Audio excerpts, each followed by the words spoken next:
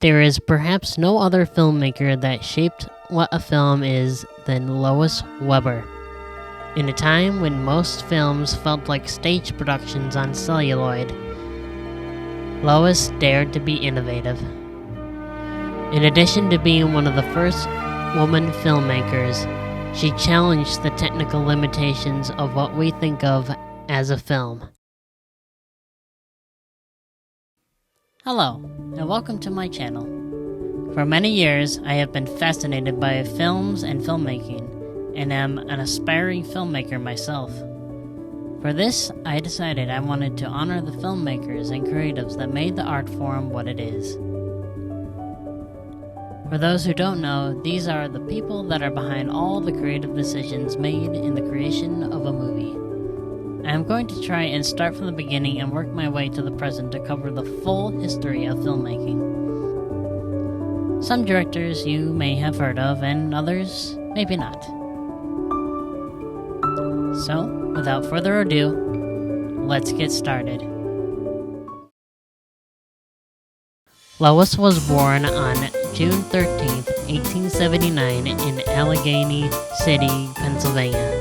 Her father was a decorator for the city of Pittsburgh and even designed parts of the Pittsburgh Opera House. In her adolescence, Lois became a concert pianist performing all over the country.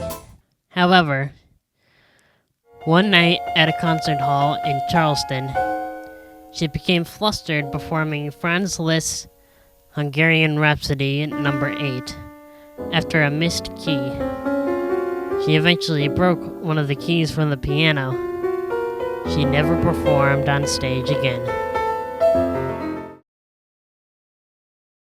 In 1900, Weber moved to New York City. She struggled to find work and would often go hungry for days. She became malnourished.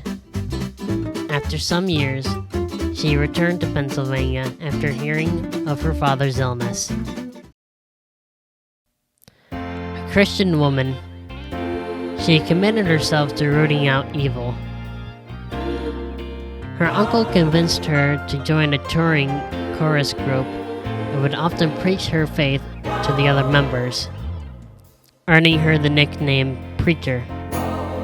She sang with the church army visiting the less fortunate neighborhoods. However, her mission to save the lost also has its limitations. After quitting the church army, she later joined a touring theater group that was performing the play Why Girls Leave Home, where she met fellow actor and future husband Philip Smalley, and her life was about to change for good.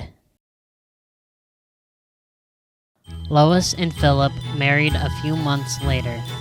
They toured together for 2 years, and during that time, Lois began to write in her spare time. Her scripts were picked up by Gaumont Talking Pictures and eventually began to direct. Her first directorial debut was with the film Suspense in 1913. This was the first film directed by a woman born in America. This film featured one of the first split-screen shots along with many close-ups unlike any film of the time. It depicts a tramp that invades a home. Lois often directed with her husband, and together they became one of Hollywood's first power couples. By 1915, Lois started to make feature-length films and became the first woman in America to do it. Some of those films included Hypocrites from 1915, The People vs. John Doe from 1916, and Where Are My Children from the same year. The latter film became one of the most controversial films of her career. It involves the subjects of birth control and abortion, presenting what the two halves of society would do if one became pregnant unexpectedly. It stands as one of the most prolific pieces of social commentary in the history of American films. It was inducted into the National Film Registry in 1993. In 1917, her and her husband left Universal Studios to form her own production company named after Lois herself. Some of the films she made under this label included What Do Men Want from 1921 and The Blot from the same year. Forming her own company allowed her to be more creative without the censorship of big studios. However, after 1922, her output became lessened, and her divorce from her husband made things even worse. However, she never stopped making films. She made 5 feature films between 1922 and 1934, some of which included The Marriage Clause from 1922, The Angel of Broadway from 1927, and White Heat from 1934. And no, it is not the one with James Cagney.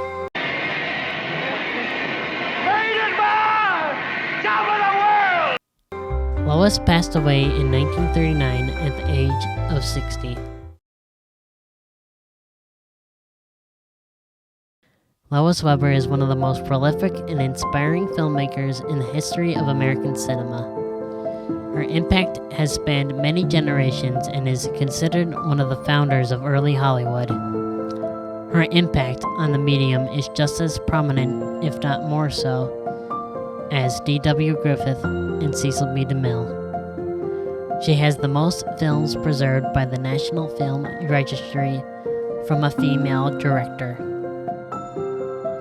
Lois Weber, the mother of Hollywood.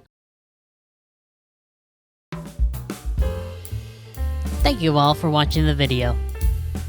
If you made it this far and you want to see more in the future, I suggest subscribing to the channel. If you want to give me a like, that would be swell too. If you have any suggestions for directors you want me to cover for future videos, please let me know down in the comments. Again, thank you so much for watching, and I will see you later.